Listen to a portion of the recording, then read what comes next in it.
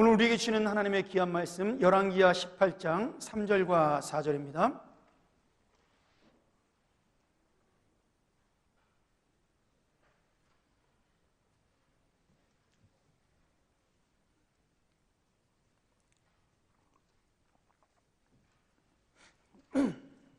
열왕기하 18장 3절과 4절 우리 같이 함께 봉독하도록 하죠. 짧은 구절이니까 자, 시작. 히스기야가 그 조상 다윗의 모든 행위와 같이 여호와 보시기에 정직히 행하여 여러 산당을 제하며 주상을 깨트리며 아세라 목상을 찍으며 모세가 만들었던 놋뱀을 이스라엘 자손이 이때까지 향하여 분향함으로 그것을 부수고 느후스탄이라 일컬었더라. 아멘. 오늘 말씀은 히스기야 왕이 된 다음에 종교개혁을 일으키는 장면 중에 한 모습입니다. 히스기야는 왕이 된 다음에 아버지 아하스가 굉장히 악한 왕이었기 때문에 그 아버지 악한 왕 때문에 이스라엘 나라가 남유다가 잘못되어가는 모습을 보고 많이 기도하면서 고민했던 그런 사람이었습니다. 그리고 자기가 아버지들을 이어서 왕이 된 다음에는 이제 하나님의 말씀대로 자기는 살겠다 그렇게 결심을 하고 왕이 되자마자 종교개혁을 실시하게 되죠. 그래서 오늘 본문에 나온 대로 하나님 보시기에 정직하게 행하면서 여러 신당들, 그때 많은 우상들을 섬겼던 신당들을 다 없애버리고 그다음에 그 동으로 만들었던 우상들을 깨트리고 그리고 아세라 목상을 다 부서뜨리는 그러한 놀라운 종교개혁을 단행하게 됩니다. 히스기야가 얼마나 종교개혁을 잘했는지 이후에도 이런 왕이 나타나지 않았다고 하나님께서 칭찬하는 장면도 나오죠. 그런데 오늘 여러 가지 우상이 나오는데 그 우상 중에 좀 특이한 우상이 하나 나옵니다. 놋뱀이라는 우상이 나오죠. 놋뱀. 그리고 이스라엘 백성들이 이 놋뱀을 향하여서 분향했다. 그리고 그것을 부순 다음에 느흐스탄, 놋조각이라고 불렀다라고 이야기합니다. 여러분 그림 보이시나요? 이 놋뱀 사진은 이탈리아의 유명한 조각가인 지오바니 판토니가 그 모세가 죽었다고 우리가 알려진 그 느보산에 그 모세 기념교회가 있습니다. 그 정원에 세워놓은 뭐라 그러나요? 조각품이라 그래야 되나요? 그런 기념품입니다. 아마 저렇게 이쁘게 만들지는 않았겠죠. 그러나 민수기 시절에 아마 저런 비슷한 모양으로 놋뱀을 만들어서 하나님께서 십자가에 세워놨다라고 기록이 되어 있는 거죠. 민수기 21장 4절부터 8절에 보면 이 놋뱀이 이스라엘 백성들에게 우상된 이유가 잘 나타나 있습니다. 이 놋뱀은 다른 이방의 우상들하고는 좀 다릅니다. 왜냐하면 다른 모든 아세라든지 몰렉이라든지 뭐 아니면 바알이라든지 그리고 나중에 말굼이라든지 이런 우상들은 다른 나라에서 보고 배운 우상이에요. 아피스 같은 거 이런 거. 그런데 이 놋새로 만든 이 뱀 우상만큼은 자생적으로 자기들이 만든 이스라엘 백성들의 우상이었습니다. 그 이제 기원이 민수기 21장에 나오는 거죠. 그 4절에서 8절에 보면 이런 이야기가 나옵니다. 이스라엘 백성이 광야길을 이렇게 다니다가 이제 가나안 땅을 바로 앞에 뒀는데 에돔 족속이 방해를 하게 돼요.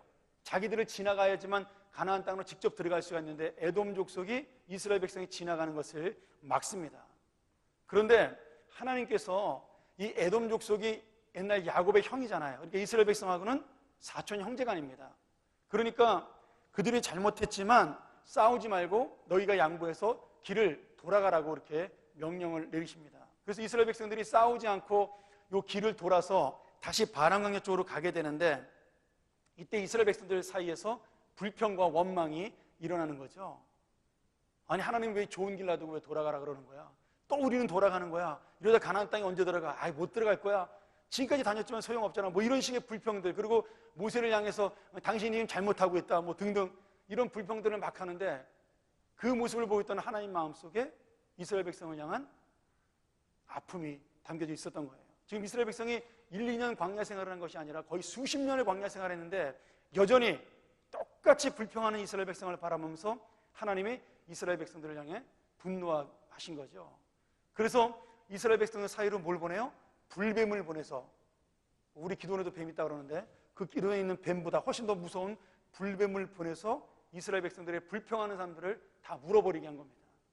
근데 이 불뱀에 물렸을 때 약이 없었어요. 하나님이 보낸 뱀이니까 그 광야의 불뱀에게 물렸을 때 전혀 약이 없었습니다. 그러니까 이스라엘 백성들이 불평하다가 우리가 뭐 광야에서 죽게 되었다, 식물도 없다, 뭐 물도 없다 막 이러면서 불평하다가 불뱀에 물리게 되니까 죽게 된 마당이 되었으니까 이제 갑자기 두려움이 생기고 하나님을 무서워하게 됐죠. 그리고 자기들이 불평했던 것에서 잘못을 회개를 하게 된 겁니다. 그래서 하나님께 회개를 하고 우리를 살려달라고 하나님께 간절히 구했을 때 하나님께서 이스라엘 백성이 회개하는 모습을 보고 용서하기로 마음을 먹으시고 모세에게 어떤 치료법을 주셔요? 약을 바르라고 하지 않으시고 광야에다가 모든 사람이 볼 수 있는 곳에 장대를 세우고 그 장대 끝에 놋뱀을 만들어 달아놓아라. 아까 했던 그런 비슷한 모양이겠죠? 그림에 봤던. 그리고 그 놋뱀을 바라보는 자는 즉시 살리라, 이렇게 약속을 하시게 됩니다. 여러분, 이 놋뱀에 무슨 의미가 있을까요? 놋뱀에 무슨 영험한 효험이 있는 그러한 뱀인가요? 아니면 이 놋뱀에 무슨 거기서 치료약이 막 이렇게 분사가 돼가지고 거기서 무슨 빛이 나와서 치료하는 건가요? 그런 거 아니겠죠? 아무것도 없는 겁니다. 이 놋뱀은 그냥 놋으로 만든 뱀이에요. 중요한 건 뭐예요? 이 놋뱀을 보라는, 놋뱀을 보면 살리라고 말씀하신 하나님의 약속입니다. 하나님의 은혜의 말씀이에요. 이것이 놋뱀을 바라보는 것이 아무것도 아닌 것처럼 보이지만 사실 쉬운 일은 아닙니다. 지금 하나님이 이 놋뱀을 만들면서 이스라엘 백성에게 뭘 원하시는 거냐면 지금 너희들이 살 길은 놋뱀을 보라고 말씀하는 그 하나님의 말씀을 믿는 믿음 밖에는, 나를 믿는 믿음 외에는 너희가 살 길이 없다. 지금 그것을 보여주는 것이 하나님의 교육이었어요. 그러니까 지금 놋뱀을 보면서 이스라엘 백성들이 야, 이 놋뱀을 바라보기만 났는데 그러면 그것을 보고 단순하게 믿은 사람은 그 즉시로 뱀에 물린 것이 죽어가다 살아나는 것이고, 끝까지 그것을 보고 안 믿는 자는, 안 보고 안 믿는 자는 죽을 수밖에 없는 거죠. 아니 그러면 야, 이거 너무 쉽지 않냐, 놋뱀 보러 밖에 나가는 게 뭐 대단한 거냐. 여러분, 말은 그렇게 할 수 있지만 실제로 그때 상황을 보면 쉬운 일은 아닙니다. 왜 그렇죠? 놋뱀이라는 게 자기들도 알고 있어요. 아니 그걸 바라본다고 무슨 약이 생기는 것도 아닌데 갑자기 날 수가 있냐, 이런 의심의 마음이 들 수도 있죠. 지금 그리고 놋뱀에 물린 사람들은 전부 죽어가는 사람들이에요. 광야의 텐트에 누워있다가 죽어가는 사람이 놋뱀을 보러 밖으로 나오는 것은 쉬운 일은 아닌 거죠. 자기의 고통과 아픔을 이기고 결단하는 믿음을 가지고 밖으로 나와서 놋뱀을 봐야만 살 수가 있는 겁니다. 그러니까 실제로 너무나 쉬운 일을 하나님께서 약속으로 주셨고 하나님이 믿으라고 말씀하셨지만 정말 그것이 믿음으로 그 말씀 앞에 순종하는 결단이 없이는 놋뱀을 바라볼 수 없는 것이 바로 이 교육의 효과였어요. 단순한데 정말 믿음이 없이는 구원받지 못하는 것이 우리 기독교와 같은 것입니다. 여러분, 예수 믿고 구원받자, 너무나 유치하고 단순한 말이잖아요. 저는 그 초등학교 때 배운 노래 지금도 안 잊어버리는 게 있는데, 돈으로도 못 가요 하나님 나라, 그런 노래 있죠? 한번 불러볼까요? 주찬이 칠 수 있나?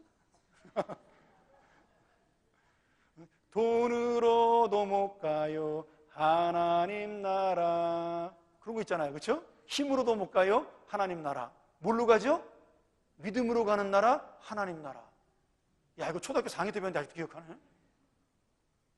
여러분, 너무나 단순한 말씀이지만 그것이 진리인 거예요. 그냥 어릴 때 못 모르고 불렀던 노래인데 살면 살수록, 하나님 말씀을 바라보면 볼수록 그 말씀이 정말 진리라는 겁니다. 믿음으로만 갈 수 있는 나라입니다. 그것이 구원이에요. 여러분, 예수를 믿는 게 쉬운 것 같죠? 어렵습니다. 쉽지 않아요. 예수를 주로 입으로 시인하면, 고백하면 너희가 구원을 받는다. 얼마나 쉬워요. 내가 예수님을 주님으로 믿습니다. 여러분, 그 믿음이 아무나 나오는 것이 아닙니다. 내가 예수 그리스도를 주로 고백하기까지 내 안에 나오는 이 영혼의 결단이라는 것은요, 쉬운 일이 아니에요. 지금 광야의 텐트에서 아파 죽어가면서 열이 펄펄 올라가지고 오늘 죽을지 내일 죽을지 모르고 아파 죽어가는 사람들이 불뱀을 보러, 아니 놋뱀을 보러 밖으로 나오는 것 자체가 어려운 것처럼, 사실은 정말 확실한 믿음이 없이는, 하나님을 향한 확실한 결단이 없이는 구원받을 수 없는 거죠. 이것이 그리스도를 믿는 우리의 믿음입니다. 어쨌든 간에 이렇게 해서 이스라엘 백성들은 정말 너무나 단순한 그 믿음의 약속을 가지고 구원을 받았어요. 그렇게 해서 불뱀 사건은 끝이 났습니다. 근데 문제는 가나안 땅에 들어간 다음에 문제가 생겨나기 시작을 한 겁니다. 그 불뱀에 물린 사람들이 노뱀을 보고 낫는 모습을 본 그 후손들이, 야, 우리 아버지가 옛날에 아팠을 때 노뱀을 보니까 바로 낫어. 우리 할아버지도 그랬는데, 야, 이거 신기하네. 그럼 우리도 아프면 어떡하자? 노뱀을 바라보자. 그래가지고 하나님의 말씀이 없음에도 불구하고 자기가 그 우상을 만들게 된 겁니다. 그게 이 노뱀이 우상이 된 이유가 된 거죠. 참 이게 얼마나 또 아이러니한 일이에요. 하나님의 말씀의 능력을 바라보라고 하나님만 믿으라고 주신 건데, 이제는 그 노뱀이, 하나님만 바라보라고 주신 그 노뱀이 오히려 하나님을 바라볼 수 없게 막아버리는 우상이 되었다라는 거예요. 우리 인간은요, 진짜 연약한 사람이에요. 얼마나 악한지 모릅니다.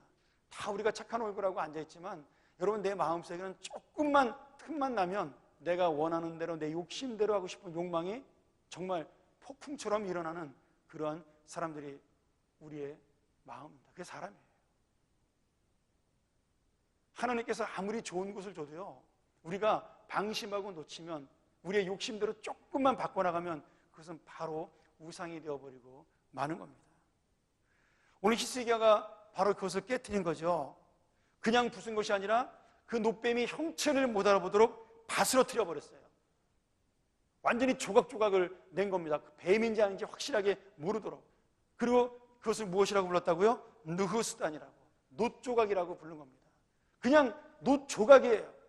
그것은 신이 아니라, 그것은 어떤 의지할 대상이 아니라 이 길거리에 굴러다니는 아무나 발로 차도 되는 그런 놋조각이라고 단단하게 히스기야가 이스라엘 백성들을 가르치고 있는 겁니다.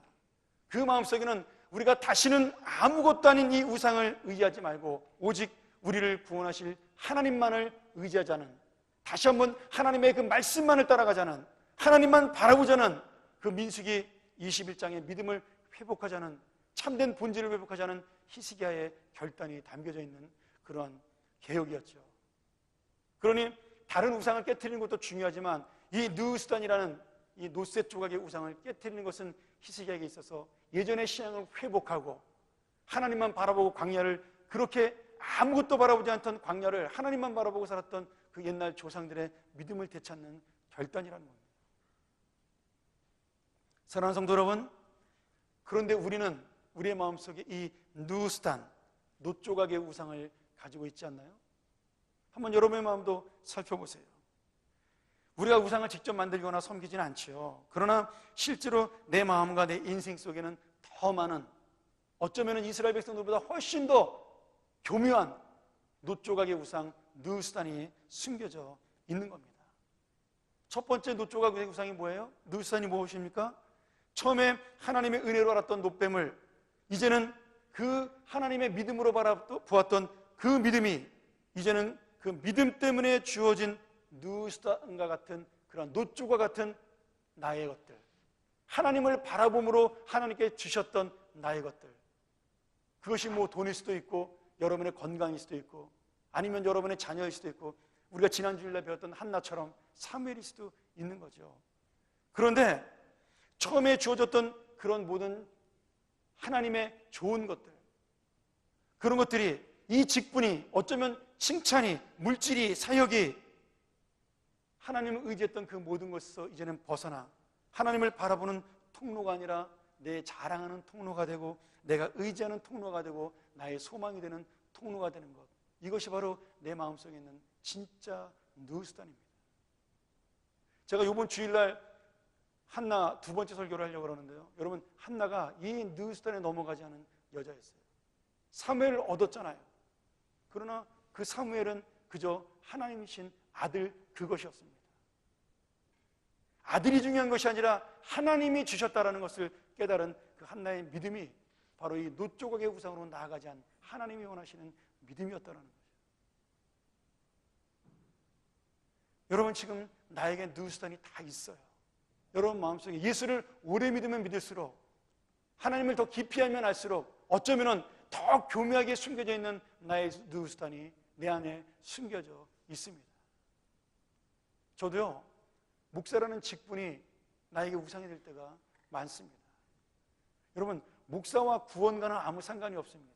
목사와 진리와도 아무 상관이 없죠. 또한 목사와 믿음과도 아무 상관이 없습니다. 근데 어느 순간에 내가 목사이기 때문에 내가 혹시 더 착하고 좋은 사람이 아닌가라는 착각에 빠질 때가 있어요. 아니면 내가 목사이기 때문에 하나님이 특별히 나를 더 사랑하지 않을까라는 교만한 마음이 들 때도 있습니다. 여러분, 왜 목사를 했을까요? 왜 목사를 했을까요? 다음 주 위임식에 제가 존경하는, 제가 중학교 때 저를 가르쳤던 우리 은사 목사님이 오십니다. 저한테는 영적 아버지시죠. 그분이 처음에 전도사님으로 저희 교회를 개척했을 때 함께 그 개척교회를 시작을 했습니다. 그때 한 대여섯 명 이렇게 앉아서 시작을 했어요. 제가 제일 어렸죠, 나이가. 근데 그 목사님이 아침마다 제가 학교 등굣길에 이렇게 가방 들고 버스를 기다리고 있으면 북을 들고 나와서 북을 치면서 예수 믿으시라고 전도하는 모습을 매일같이 볼 수가 있었습니다. 전 창피하고 부끄러워서 전사님 안녕하세요 인사만 하고 뒤로 가서 숨었지만, 근데 그 모습이 저한테는 항상 강렬하게 남아 있었어요. 그 집에 가면 딸만 넷이었는데 항상 개척교회 뭐 돈이 어디 있겠어요. 그러니까 목사님네 집에 가면 항상 반찬은 꽁보리밥, 그 보리밥 섞은 밥에다가 간장 아니면 마가린 정도였어요. 근데 주책 없는 나하고 내 친구는 맨날 그 집 가서 밥을 또 얻어 먹었거든요. 사모님은 미안하니까 남의 집 귀한 아들 그 간장종지에 밥 주면 안 되잖아요. 그러니까 집에 가서 먹으라고 어떤 때 야단도 치고 했는데 굳이 눌러 앉아가지고 거기서 밥 먹고 놀다 오고 그랬거든요. 근데 또 그 밥이 그렇게 맛있더라고요. 근데 저는 그 모습이 너무 좋았던 거예요. 그렇게 목사님의 살아간 귀한 모습들이. 그래서 저도 그 목사님 보면서 하나님의 은혜를 받고 나도 그런 목사님처럼 되겠다 해서 목사가 되기로 중학교 때 서원을 한 거죠. 뭐 대학 들어서 많이 후회했습니다만은 어쨌든 그래, 아무나 하는 게 아닌 건데 이 서원을. 근데 그렇게 겸손한 모습 때문에, 희생하는 모습 때문에, 항상 기도하는 모습 때문에, 우리 사랑하는 모습 때문에 제가 그렇게 그런 사람이 되고자 목사가 되기로 했는데, 어느 순간에 목사가 된 다음에 저는 그 처음에 그 받은 은혜 다 잊어버리고요, 목사니까 존경받아야 되고, 목사니까 나는 훌륭한 사람이고, 목사니까 나는 여러분보다 성경을 더 많이 알고 내가 더 주님의 뜻에 가깝다라는 착각을 할 때가 있다라는 겁니다. 이것이 바로 나의 느우스단이 되겠죠. 이런 얘기하니까 꼭 저만 나쁜 사람 같은데, 여러분 다 똑같습니다. 사람은. 우리 다음 주에 위임 받으시는 우리 직분자들 잘 들으셔야 돼요. 직분요, 이름 그것만 가지고는 여러분 하나님의 뜻을 이루지 못한 그건 그 사도 바울이 말한 쓰레기에 불과합니다. 사도 바울은 배설물이라고 했지만, 우리가 그것을 받은 그 은혜가 나를 사로잡고 붙잡아서 하나님의 헌신으로, 하나님의 희생으로, 하나님의 진리 가운데로 나가지 못하고 그것이 나를 지탱하고 내 인간적인 모습을 세워주는 그런 자리가 된다면, 여러분 그것은 오히려 은혜와 축복이 아니라 여러분을 멸망으로 이끄는 길이에요. 하나님이 이스라엘 백성에게 노뱀을 줬을 때는 그 느우스단은 하나님만 바라보라고 주신 겁니다. 하나님께서는 저 아무것도 아닌 노뱀을 가지고도 우리를 구원하신다, 우리를 살리신다, 그것을 보여주기 위해서, 그러니 하나님이 얼마나 대단한 분이냐, 우리가 이 하나님의 약속만 믿고 살자, 이것을 향하여 노뱀을 주신 거예요. 여러분, 우리에게 왜 자녀를 주시고, 우리에게 왜 직분을 주시고, 우리에게 왜 이 놀라운 은혜와 사랑을 주셨어요? 나 같은 사람에게 이런 은혜를 주셨으니까 하나님이 아니시면 어떻게 이런 은혜를 주시냐, 그러니 나는 오로지 하나님만 붙잡고 살아야 되겠다, 그런 마음 때문에 하나님이 우리에게 주신 것인데, 우리가 이스라엘 백성처럼 거꾸로 이것이 노조각의 우상이 되어서 이것이 나를 다시 한번 세우고 그것을 바라보게 만들고 그것 때문에 하나님이 가려진 그런 어리석은 삶을 살아간다면 우리가 이스라엘 백성과 다를 것이 없다라는 거죠. 그래서 우리는 히스기야처럼 오늘 이것을 과감하게 깨트리는 믿음이 필요합니다. 깨달음이 필요해요. 여러분, 인도에 가면 하얀 코끼리, 혹시 인도에 가신 분들 보셨나요? 저는 인도에서는 못 보고 싱가포르에서, 태국에서 이 하얀 코끼리를 본 적이 있습니다. 선교 가서. 저는 하얀 코끼리를 처음 봤거든요. 태어나서. 너무 신기했는데, 시커먼 코끼리를 많이 봤어도 동물원 가가지고. 근데 이 하얀 코끼리가 이 불교에서는 특별히 태국 같은 나라, 인도 같은 나라에서 굉장히 귀한 성물로 여겨지죠. 왜냐하면 석가모니 엄마였던 마야 부인이 석가모니를 낳을 때 태몽으로 6개의 상아가 달린 흰 코끼리가 자기 옆구리에 들어오는 꿈을 꾸고 석가모니를 낳았기 때문에 불교에서는 이 코끼리가 거룩한 동물로 이렇게 취급을 받습니다. 태국은 국가의 수호신이 코끼리예요. 하얀 코끼리. 근데 이 하얀 코끼리가 아이러니하게도 처치곤란한 물건이라는 뜻도 가지고 있습니다. 이게 참 재밌어요. 아마 우리 그 비즈니스 하시는 분들은 경영학에서 이거 들으셨을 거예요. 리더십 공부할 때 우리가 회사에서 굉장히 귀해 보이는데 회사를 손해보게 만드는 것들이 있거든요. 그룹들이 이제 그런 기업들이 있잖아요. 처음에는 잘 나가던 그런 기업들이 시대가 지나면서 섬유산업 같은 거 아니면은 뭐 신발 같은 거, 근데 못 버려. 옛날 생각을 하고 귀하다고 생각을 해서 이제 그런 것들을 우리가 하얀 코끼리라고 경영에서 부르는데 교회도 신앙도 마찬가지예요. 여러분, 이 하얀 코끼리가 왜 그렇게 그러면 처치곤란한 애물단지가 됐느냐? 옛날 태국의 고대 왕국에 샴이라는 왕국이 있었습니다. 근데 이 왕국에 왕이 자기한테 기분 나쁜 신하, 마음에 안 드는 신하가 있으면 이 하얀 코끼리를 그 사람에게 선물을 했습니다. 이 하얀 코끼리가 성스러운 동물이고 더군다나 왕이 준 그런 동물이니까 그럼 이 코끼리를 처음에 받는 신하는 야, 왕이 나를 진짜 사랑해서 이걸 주나 보다 착각을 하고 이 코끼리를 집으로 고이 모셔가죠. 근데 문제는 그때부터 시작이 되는 거예요. 코끼리가 수명이 사람하고 비슷합니다. 70년 살아요. 근데 하루에 얼마큼 많이 먹냐면 적게 먹으면 180kg를 먹고요, 여물을 많이 먹으면 270kg를 먹습니다. 그러니까 아무리 부잣집도 이 코끼리 먹이를 대려면 집안이 가산이 거덜나는 거예요. 그런데 문제는 그걸 몇 년 동안 먹여야 돼요? 70년 동안 먹여야 되는 겁니다. 왕이 나를 미워해서 나한테 줬는데 우리 아들까지 망해요, 나 때문에. 그 코끼리 때문에. 그래서 이 하얀 코끼리가 나중에는 처치곤란한 물건이 되는 거죠. 죽일 수도 없고 왕이 준 거니까, 거룩한 또 짐승이니까. 여러분, 그 세종실록에 보면, 세종실록 3년 3월 14일 그 기록에 보면 우리나라 역사의 기록이 나와요. 일본 외왕의 원희가 태종 임금에게 이 코끼리를 선물로 보냈어요. 근데 이 코끼리가 너무너무 여물을 많이 먹고 또 난폭해가지고 사람을 막 밟아서 죽이는 일이 일어납니다. 그래서 이 코끼리를 그 한양 도성에 두지 않고 충청도에다 갖다 놨는데 충청도에서도 이 코끼리가 처치곤란한 물건이 된 거예요. 죽일 수도 없고 살릴 수도 없는. 왜냐하면 국민들은, 백성들은 막 흉년이 나가지고 굶어 죽는데 코끼리는 먹여야 되잖아요. 왕이 준 거니까.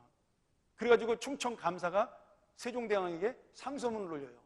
이 코끼리가 사람을 죽이고 우리의 모든 음식을 먹어치워서 도저히 우리가 살 수가 없습니다. 그래서 이 코끼리를 사람이 살지 않는 무인도로 보내버렸으면 좋겠습니다. 이런 상소문을 올려서 결국 그 코끼리를 사람이 살지 않는 무인도에 보내는 그런 역사적 기록이 있습니다. 여러분, 우리 마음속에 어쩌면 이 코끼리와 같은 누수단이 우리 마음속에도 있는 거예요.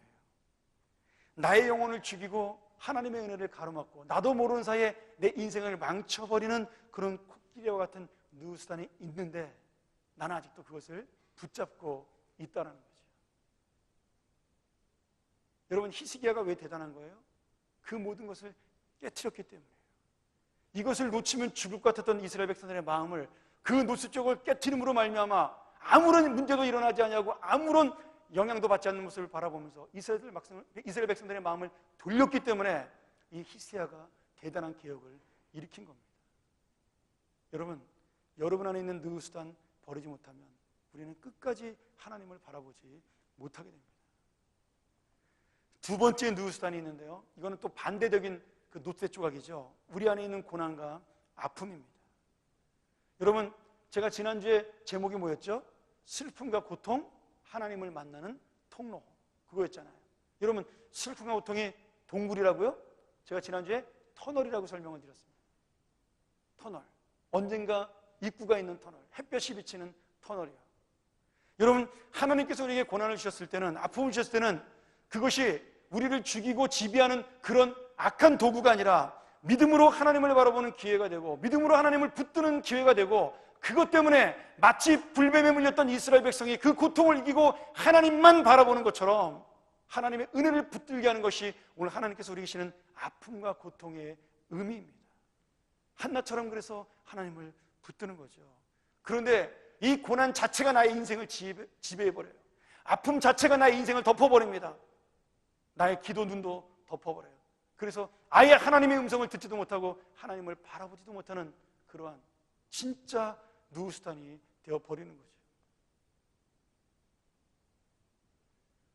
오늘 여러분, 우리가 고통과 어려움에 대해 내가 너무나 깊이 몰두해서 너무나 걱정해서 하나님께서 우리에게 주신 은혜를, 소망을 바라볼 수 없다면 나도 모르는 사이에 나는 지금 놋조각의 우상 누우스단을 섬기고 있는 겁니다. 최초의 시각장애자이고 청각장애자인 그 중복장애인으로 세계 최초로 대학교 졸업해서 학사학위를 받은 헬렌 켈러, 여러분 너무나 잘 아시잖아요. 3일간만 볼 수 있다면 그런 글을 써서 또 우리에게 유명한 분이기도 하죠. 이 헬렌 켈러가 어떤 분이 물어봤어요. 아무것도 볼 수 없으니까 답답하지 않으세요? 헬렌 켈러는 후천적 시각장애자예요. 병 때문에. 원래부터 시각장애자예요. 그러니까 더 답답하겠죠. 옛날에 보던 그 기억이 있으니까. 그런데 헬렌 켈러가 이 말을 듣고 그 사람에게 이렇게 대답을 합니다. 물론 볼 수 없다는 것은 답답한 일입니다. 그러나 두 눈을 가지고 하나님께서 주시는 내일을 보지 못하는 사람들보다야 훨씬 나은 인생입니다. 이렇게 대답을 했어요. 오늘 여러분, 고통을 보면서 그것을 동굴로 생각하는 분이야말로 오늘 두 눈을 가리고 사는 어리석은 불쌍한 인생입니다. 여러분, 하나님께서 우리에게 주신 아픔과 고통은 동굴이 아니라 끝이 있고 지름길로 가는 터널이에요. 하나님을 만나러 가는 통로입니다. 오늘도 우리에게 사탄은 끊임없이 누우스단의 놋조각을 가지고 우리를 유혹합니다. 반짝반짝 빛나는 그 놋조각이 너희를 살릴 것이다. 지금 당장 너희 눈에 보이는 햇빛에 비치는 그 아름다운 광채가 너희를 살릴 것이다. 그것이 우리의 희망이다라고 우리를 유혹합니다. 오늘 그러나 여러분, 하나님께서는 그 우리 안에 있는 놋조각을 깨트려버리라고 말씀하십니다. 그것만 바라보는 나의 두 눈을 이제는 새롭게 떠서 새로운 하나님의 믿음을 바라보고 하나님의 은혜를 바라보라고 오늘 요청하십니다. 사랑하는 여러분, 더 이상 누우스단이 우리의 주인이 되어서는 안 되겠죠. 하나님께 감사라고 주신, 하나님의 영광을 드러내라고 주신 그 모든 좋은 것들이 그것 때문에 나의 자랑거리가 되고 나를 가로막는 우상이 되어서는 안 되는 것처럼, 또 하나님을 붙들라고 주신 나의 고통과 나의 아픔이 또한 그것에 사로잡혀 하나님을 바라보지 못하고 하나님을 의지하지 못하는 그런 삶이 된다면 그것 또한 우리는 하나님 볼 때 얼마나 안타까운 믿음이겠어요. 오늘 여러분, 이 말씀을 기억하면서 우리가 마지막으로 함께 결단하고 기도하기를 원합니다. 더 이상 누우스단 놋조각은 나의 주인이 아니에요. 나의 희망도 아니고 나의 소망도 아닙니다. 오늘 이 시간에 내 안에 나도 모르게 자리 잡고 있는 나의 누우스단, 불신앙의 놋조각을 깨트리는 그런 히스기야의 믿음, 그리고 오직 주님만 바라보고 살겠다는 그 결단, 오늘 이 저녁에 여러분의 교만이든지 아니면 여러분의 아픔이든지 이 모든 놋조각의 누우스단을 깨트려버리고 주님을 만나고 주님을 붙드는 그 십자가의 은혜가 오늘 임하기를 주의 이름으로 축원합니다. 우리 같이 한번 이 시간 기도하기를 원합니다.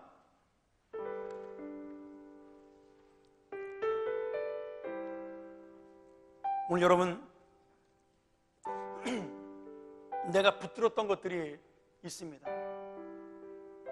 내가 사랑했던 것들이 있습니다. 근데 그런 모든 것들이 하나님을 바라보고 그것을 다시 바라보니 쓸데없는 반짝이는 놋조각에 불과했습니다. 이제는 없어져 버리고 녹슬으면 아무도 쳐다보지 않을 그런 쓸모없는 놋조가리에 불과했습니다. 오늘 우리의 말씀이, 하나님의 이 귀한 말씀이 하나님을 바라보는 믿음을 회복하기를 원합니다. 하나님을 붙드는 믿음을 회복하기를 원합니다. 여러분, 우리의 문제는 밖에 있는 것이 아니라 그 누우스단을 버리지 못하는 내 영혼과 내 안에 숨겨져 있는 것입니다. 오늘 여러분, 우리 교회가 하나님 앞에 바른 회복을 갖기 위해서는 이 안에 숨어있는 누우스단을 없애야 합니다.